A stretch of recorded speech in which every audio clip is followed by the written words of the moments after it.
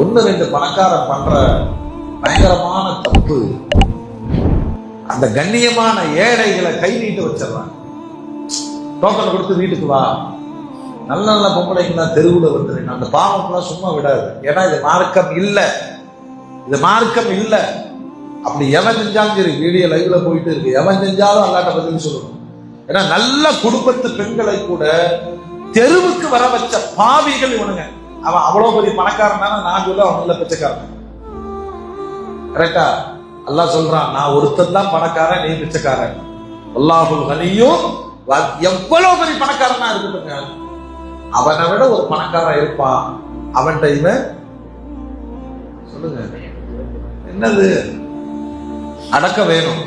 அதனால அவன்கிட்ட அல்லாஹ் கொடுத்திருக்கிறானா, நீ கொடுக்கணும்னு ஆசைப்படுறியா, நியாயமா ஒரு ஜமாத்துக்கு போ, நீ சார்ந்த ஜமாத்துக்கு போ. நம்ம ஜமாத்துல ஏழைகள் கணக்கு எடுக்க என்கிட்ட நிறைய இருக்கு. எவ்வளவு ரூபாய் கொடுப்பீங்க?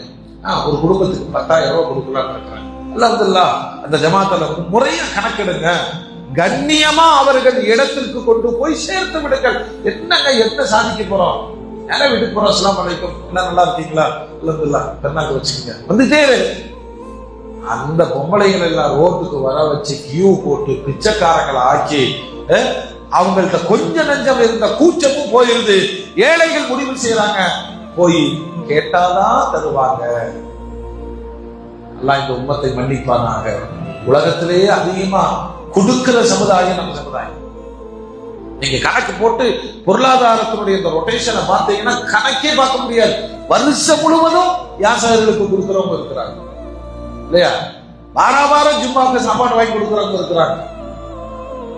இந்த பொருளாதாரத்தினுடைய அந்த திரட்டு, அந்த திட்டம் இல்லை, அந்த திட்டம் இல்லை. இருந்துச்சுன்னு சொன்னா வறுமை ஒழிப்பு மிக எளிமையாக நடத்த முடியும். எங்கேயும் பெருமானார் ஏழைகளை ரோட்டுக்கு வர சொல்லி டோக்கன் போட்டு கொடுத்ததாக வரலாறு கிடையாது. சொன்னாங்கல்ல, வலது கை கொடுக்கிறது தெரியக்கூடாதுதான்.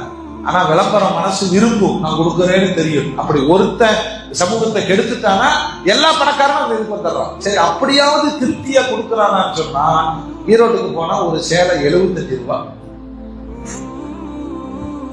ஹோல்சேல். அத ஒரு லாட்டை எடுத்துட்டு வந்து எல்லாத்தையும் தெருவில் நிக்க வச்சு, அதுகெல்லாம் பாவம், அந்த அந்த ஒரு சாரியை வாங்கிட்டு போய் தண்ணியில போட்ட தாவணியா மாறி எல்லாம் சமூகத்துல மார்க்கத்தில் இல்லாதது. ஏழைகளை கண்ணியப்படுத்தணும். ஏழைகளுடைய, அதாவது பொருளாதாரத்தினால மான மரியாதை போயிடக்கூடாது.